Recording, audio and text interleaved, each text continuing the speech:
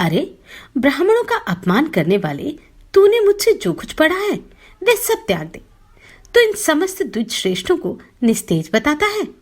मुझे तुझ जैसे आज्ञा भंगकारी शिष्य से कोई प्रयोजन नहीं। याज्ञवल्क्य ने कहा, हे द्विज, मैंने तो भक्तिवश आपसे ऐसा कहा था। मुझे भी आपसे कोई प्रयोजन नहीं है। लीजिए, मैंने आपसे जो कुछ पढ़ा है वह यहाँ उपस्थित है। ऐसा कह महामुनि याज्ञवल्क्य जी ने रुधिर से भरा हुआ मूर्तिमान यजुर्वेद वमन करके उन्हें दे दिया। नमस्कार, मैं आभा शर्मा जावास।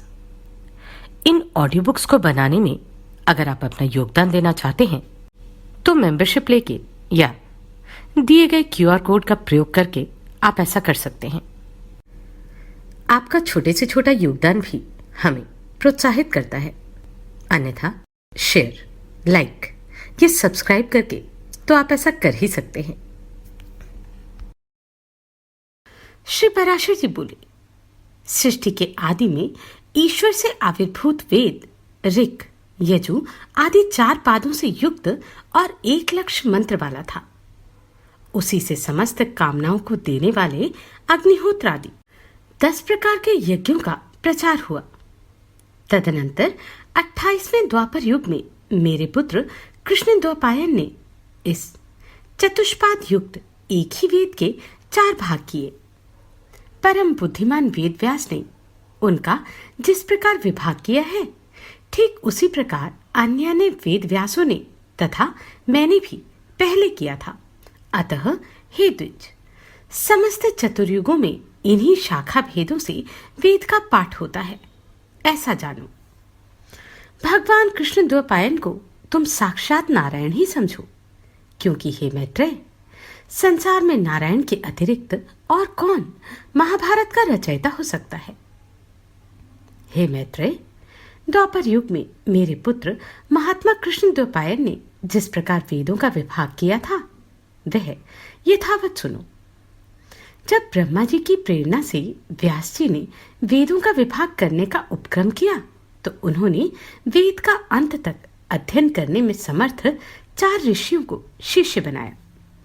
उनमें से उन महामुनि ने पहल को ऋग्वेद, वैशंपायन को यजुर्वेद और जैमिनी को सामवेद पढ़ाया तथा उन मतिमान व्यास जी का सुमंतु नामक शिष्य अथर्ववेद का ज्ञाता हुआ। इनके सिवा सूत जातीय महाबुद्धिमान रोमहर्षण को महामुनि व्यास जी ने अपने इतिहास और पुराण के विद्यार्थी रूप से ग्रहण किया। पूर्व काल में यजुर्वेद एक ही था, उसके उन्होंने 4 विभाग किए। अतः उसमें चातुर्होत्र की प्रवृत्ति हुई और इस चातुर्होत्र विधि से ही उन्होंने यज्ञ अनुष्ठान की व्यवस्था की। व्यास जी ने यजु से अथर्वयु के, ऋक् से होता के, साम से उद्गाता के तथा अथर्ववेद से ब्रह्मा के कर्म की स्थापना की। तदनंतर उन्होंने ऋक् तथा यजु श्रुतियों का उद्धार करके ऋग्वेद एवं यजुर्वेद की और साम श्रुतियों से सामवेद की रचना की। हे मैत्रेय, अथर्ववेद के द्वारा भगवान व्यास जी ने संपूर्ण राजकर्म और ब्रह्म तत्व की यथावत व्यवस्था की। इस प्रकार व्यास जी ने वेद रूप एक वृक्ष के 4 विभाग कर दिए। फिर विभक्त हुए उन चारों से वेद रूपी वृक्षों का वन उत्पन्न हुआ। हे विप्र, पहले पहल ने ऋग्वेद रूप वृक्ष के 2 विभाग किए।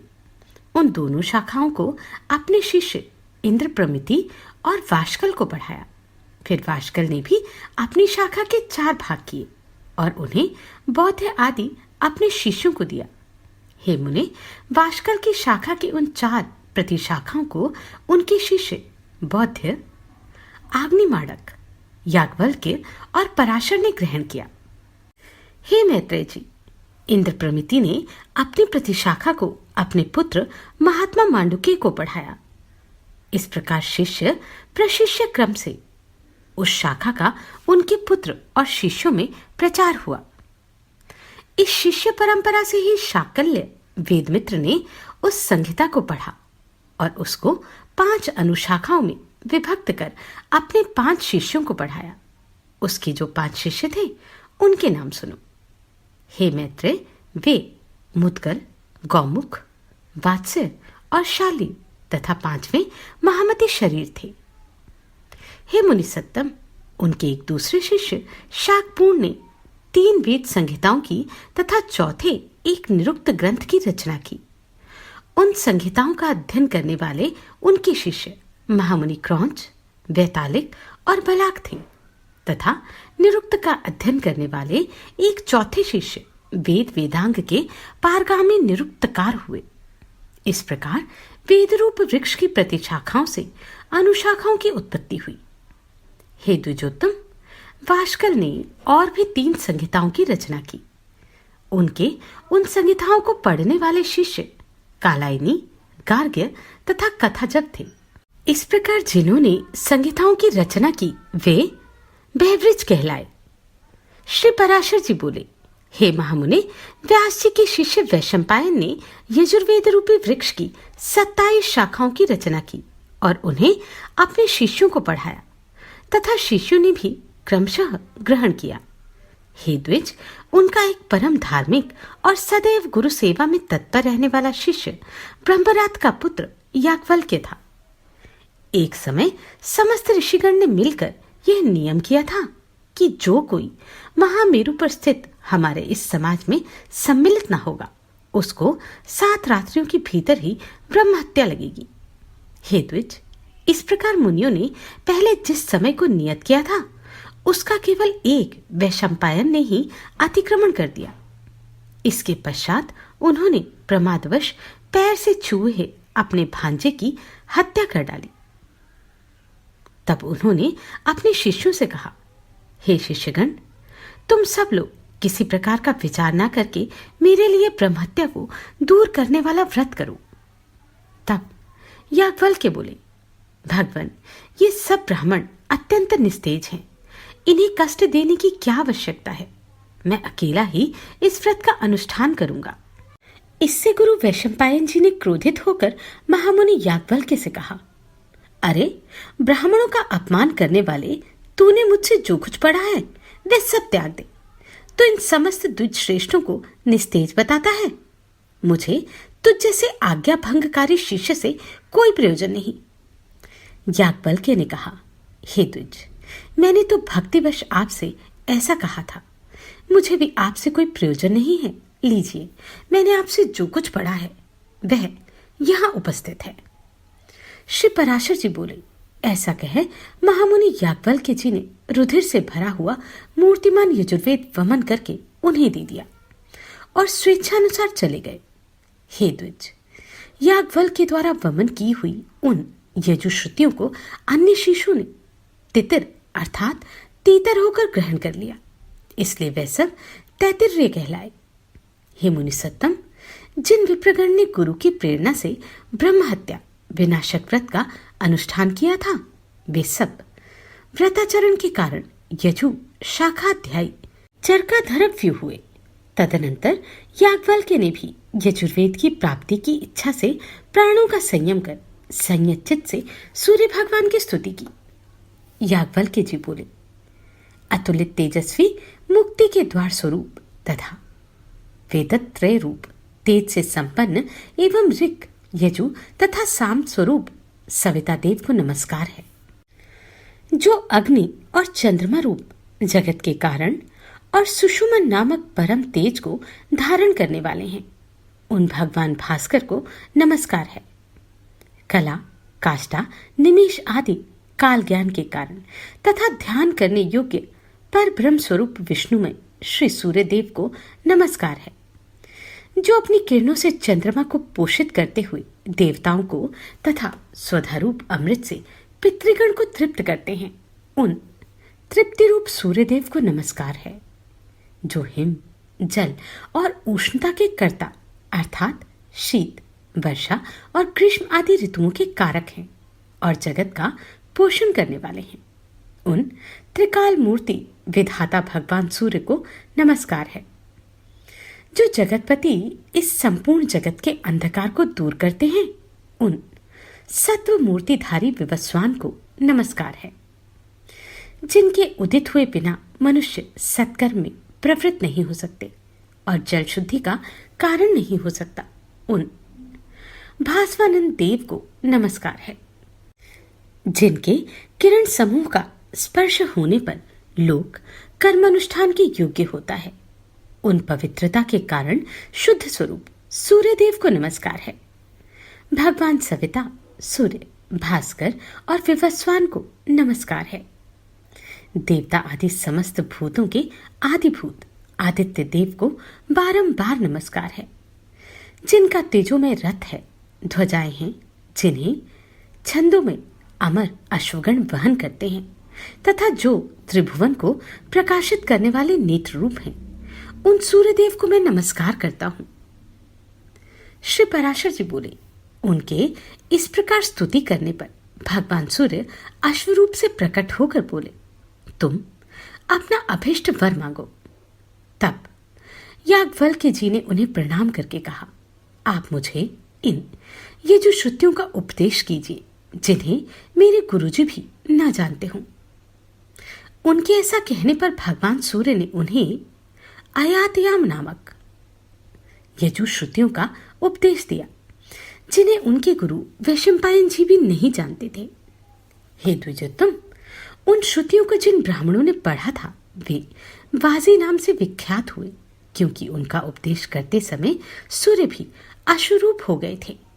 हे महाभाग, उन वाजी श्रुतियों की काणव आदि 15 शाखाएं हैं।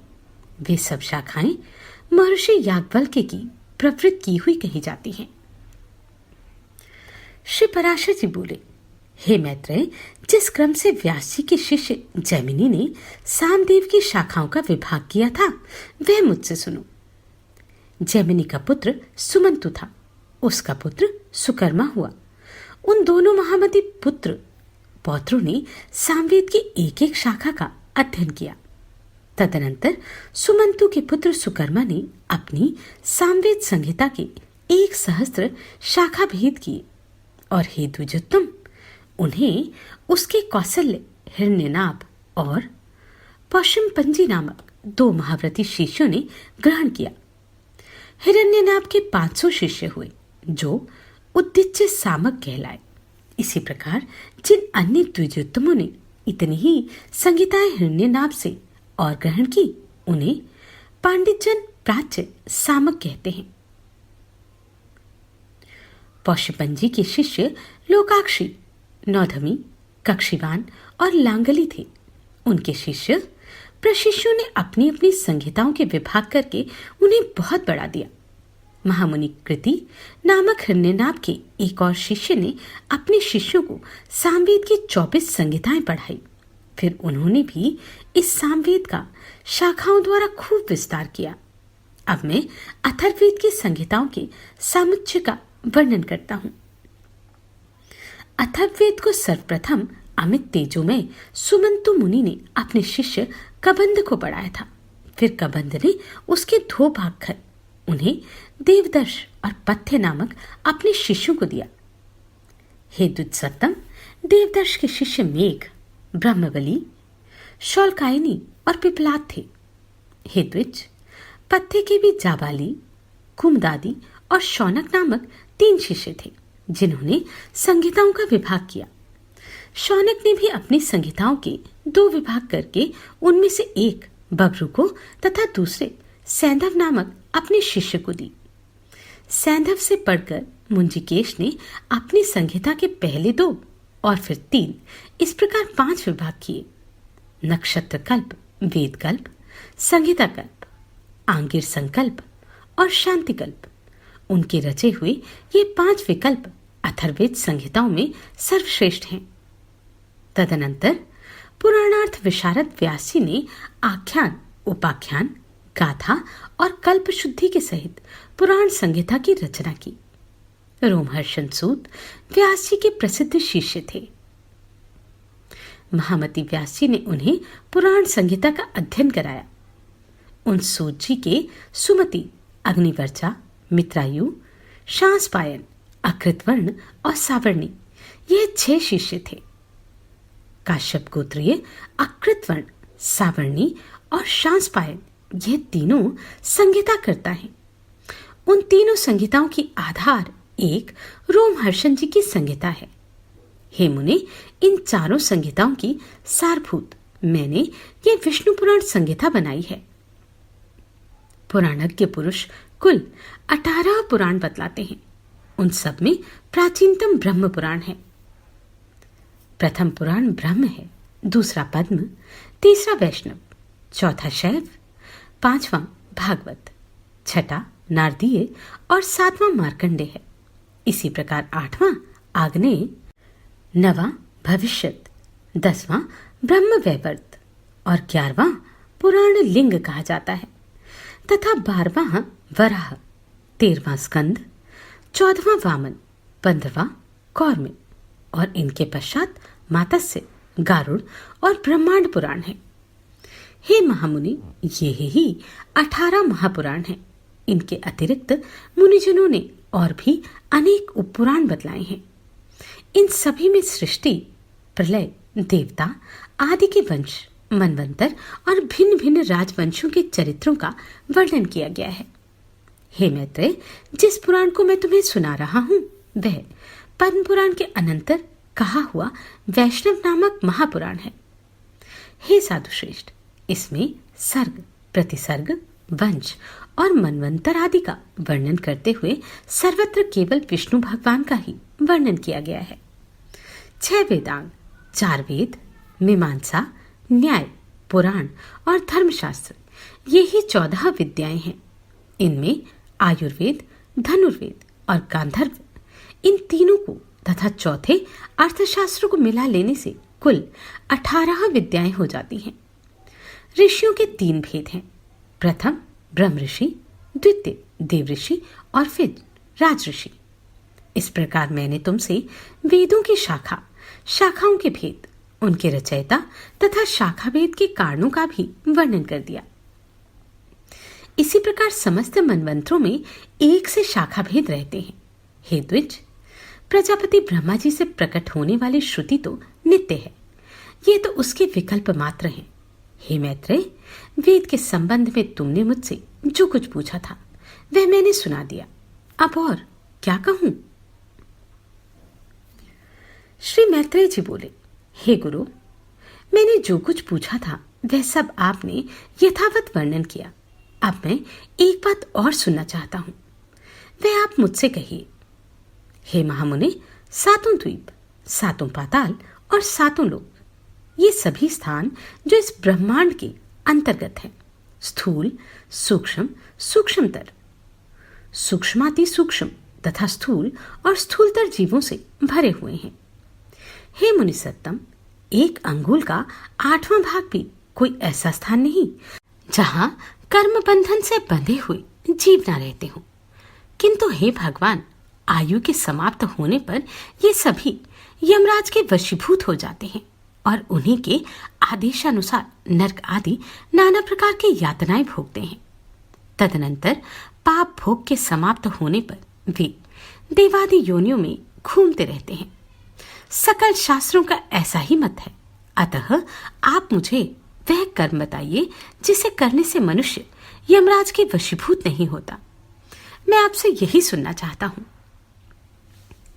श्री पराशर जी बोले, हे मुने, यही प्रश्न महात्मा नकुल ने पितामह भीष्म से पूछा था। उसके उत्तर में उन्होंने जो कुछ कहा था वह सुनो। भीष्म जी ने कहा, हे वत्स, पूर्व काल में मेरे पास एक कलिंग देशीय ब्राह्मण मित्र आया और मुझसे बोला। मेरे पूछने पर एक जाति समर मुनि ने बतलाया था कि ये सब बातें अमुक अमुक प्रकार ही होंगी। हे वत्स, उस बुद्धिमान ने जो जो बातें जिस जिस प्रकार होने को कही थी वे सब त्यों की त्यों हुई। इस प्रकार उसमें श्रद्धा हो जाने से मैंने उससे फिर कुछ और भी प्रश्न किए। उनके उत्तर में उस द्विजश्रेष्ठ ने जो जो बातें बतलाई उनके विपरीत मैंने कभी कुछ नहीं देखा। एक दिन जो बातें तुम मुझसे पूछते हो वही मैंने इस कलिंग ब्राह्मण से पूछी। उस समय उसने उस मुनि के वचनों को याद करके कहा कि उस जाति समर ब्राह्मण ने यम और उनके दूतों के बीच में जो संवाद हुआ था वे अति गूढ़ रहस्य मुझे सुनाया था, वही मैं तुमसे कहता हूं। कालिंग बोला। अपने अनुचर को हाथ में पाश लिए देखकर यमराज ने उसके कान में कहा, भगवान मधुसूदन के शरणागत व्यक्तियों को छोड़ देना, क्योंकि मैं वैष्णवों से अतिरिक्त और सब मनुष्यों का ही स्वामी हूं। देव पूज्य विधाता ने मुझे यम नाम से लोगों के पुण्य पाप का विचार करने के लिए नियुक्त किया है। मैं अपने गुरु श्री हरि के वशीभूत हूं, स्वतंत्र नहीं हूं। भगवान विष्णु मेरा भी नियंत्रण करने में समर्थ हैं। जिस प्रकार सुवर्ण भेद रहित और एक होकर भी कटक, मुकुट और कर्णिका आदि के भेद से नाना रूप प्रतीत होता है, उसी प्रकार एक ही हरि का देवता, मनुष्य और पशु आदि नानाविध कल्पनाओं से निर्देश किया जाता है। जिस प्रकार वायु के शांत होने पर उसमें उड़ते हुए परमाणु पृथ्वी से मिलकर एक हो जाते हैं, उसी प्रकार गुण क्षोभ से उत्पन्न हुए समस्त देवता, मनुष्य और पशु आदि उसका अंत हो जाने पर उस सनातन परमात्मा में लीन हो जाते हैं। जो भगवान के सुरवर वंदित चरण कमलों को परमार्थ बुद्धि से वंदना करता है, धृताहुति से प्रज्वलित अग्नि के समान समस्त पाप बंधन से मुक्त हुए उस पुरुष को तुम दूर ही से छोड़कर निकल जाना। यमराज के ऐसे वचन सुनकर पाशहस्त यमदूत ने उनसे पूछा, प्रभु, सबके विधाता भगवान हरि का भक्त कैसा होता है, यह आप मुझसे कहिए। यमराज बोले, जो पुरुष अपने वर्ण धर्म से विचलित नहीं होता, अपने सुहृद और विपक्षियों के प्रति समान भाव रखता है, किसी का द्रव्य हरण नहीं करता तथा किसी जीव की हिंसा नहीं करता, उस अत्यंत रागादि शून्य और निर्मल चित्त व्यक्ति को भगवान विष्णु का भक्त जानो।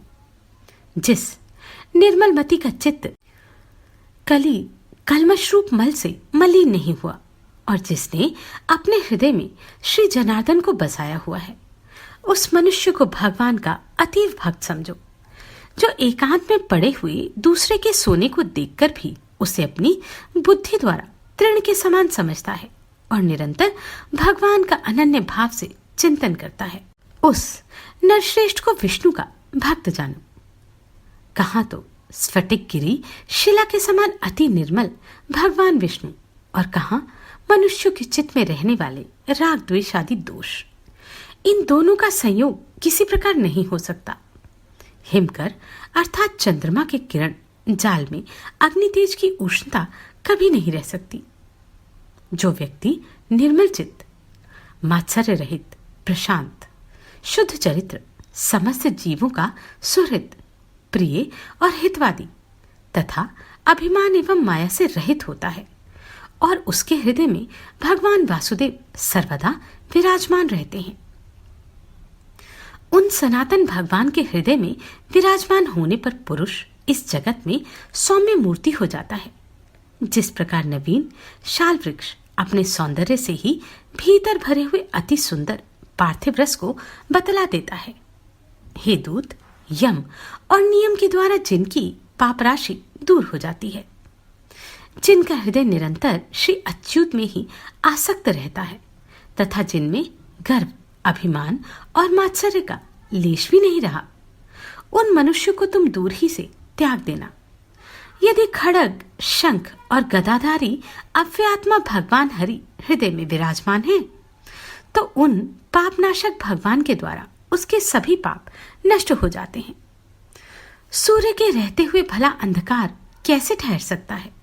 जो पुरुष दूसरों का धन हरण करता है, जीवों की हिंसा करता है तथा मिथ्या और कटु भाषण करता है, उस अशुभ कर्मोन्मत्त दुष्ट बुद्धि के हृदय में भगवान अनंत नहीं टिक सकते।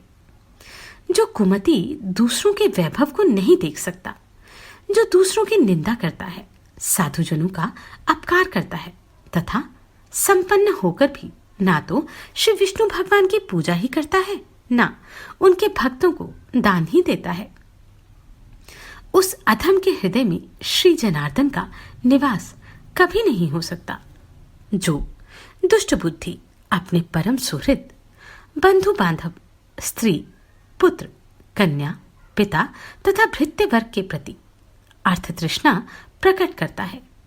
उस पापाचारी को भगवान का भक्त मत समझो, जो दुर्बुद्धि पुरुष असत्य कर्मों में लगा रहता है, नीच पुरुषों के आचार और उन्हीं के संग में उन्मत्त रहता है तथा नित्य प्रति पाप में कर्म बंधन से ही बंधा जाता है। वह मनुष्य रूप पशु ही है। यह भगवान वासुदेव का भक्त नहीं हो सकता। यह सकल प्रपंच और मैं एक परम पुरुष परमेश्वर वासुदेव ही है। हृदय में भगवान अनंत के स्थित होने से जिनकी ऐसी स्थिर बुद्धि हो गई है, उन्हें तुम दूर ही से छोड़कर चले जाना। हे कमल नयन, हे वासुदेव, हे विष्णु, हे धरणीधर, हे अच्युत, हे शंख चक्र पाणे, आप हमें शरण दीजिए। जो लोग इस प्रकार पुकारते हों, उन निष्पाप व्यक्तियों को तुम दूर से ही त्याग देना। जिस पुरुष श्रेष्ठ के अंतःकरण में वे अव्यय आत्मा भगवान विराजते हैं, उसका जहां तक दृष्टिपात होता है, वहां तक भगवान के चक्र के प्रभाव से अपने बलवीर्य नष्ट हो जाने के कारण तुम्हारी अथवा मेरी गति नहीं हो सकती। वह महापुरुष तो अन्य वैकुंठादि लोकों का पात्र है। कलिंग बोला, हे गुरुवर, अपने दूत को शिक्षा देने के लिए सूर्यपुत्र धर्मराज ने उससे इस प्रकार कहा। मुझसे यह प्रसंग उस जाति समर मुनि ने कहा था और मैंने यह संपूर्ण कथा तुमको सुना दी। श्री भीष्म जी बोले, हे नकुल, पूर्व काल में कलिंग देश से आए हुए उस महात्मा ब्राह्मण ने प्रसन्न होकर मुझे यह सब विषय सुनाया था। हे वत्स, वही संपूर्ण वृतांत जिस प्रकार की इस संसार सागर में एक विष्णु भगवान को छोड़कर जीव का और कोई भी रक्षक नहीं है, मैंने ज्यों का त्यों तुम्हें सुना दिया। जिसका हृदय निरंतर भगवत परायण रहता है, उसका यम, यमदूत, यमपाश, यमदंड अथवा यम यातना कुछ भी नहीं बिगाड़ सकते।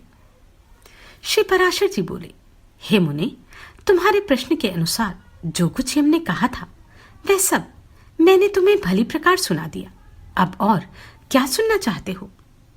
आप सभी को कोटि कोटि साधुवाद। आपने इन वीडियोस को इतना प्रेम दिया।